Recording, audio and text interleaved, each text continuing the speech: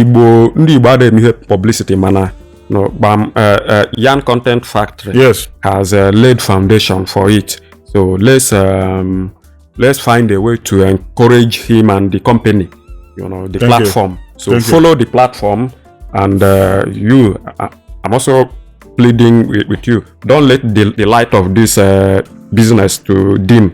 We'll try. So, and secondly, let me greet my boss. I call him boss. Hi, Chief Dr. Ifeanyi Chukwumodi, Anyi Chuks. Onye nnekwu ike, onye ezigbo, he's a good man. He's a good man. Although he's a good man, for me to call you good man, it's not easy. It's not because he has money and he has built people. He has built people very calm and humble. Very good man. Well, non-violent. He doesn't intimidate anybody upon how rich he is, despite how rich he is. So he doesn't, he helps people. That's just it. So I thank him, for remaining the person he is. I thank him so much. The third person I would like to thank is Soludo. I want to thank Soludo for working for Anambra. Let's can we begin the grounds of Nine people being doing here, can we begin? The man is working.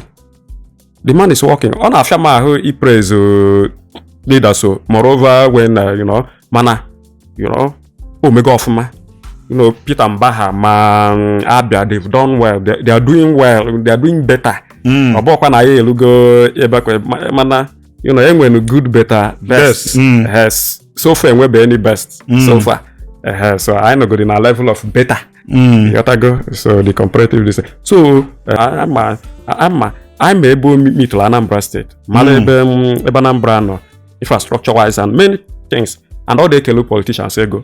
All the politicians say go is doing well. That's why the money is working. So because you cannot serve two masters at a time. It's either you are satiating politicians and not performing, or you are performing and not satiating politicians.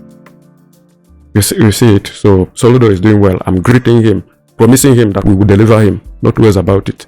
Thank you so much. Una Nugonia no Sir Nwoba Chika Nwoba, the NCN, the weapon fashion against bad governance in Ebonyi State. The nightmare of corrupt politicians. A young man that has been so daring, so bold, so audacious. Even some people know they cannot do half of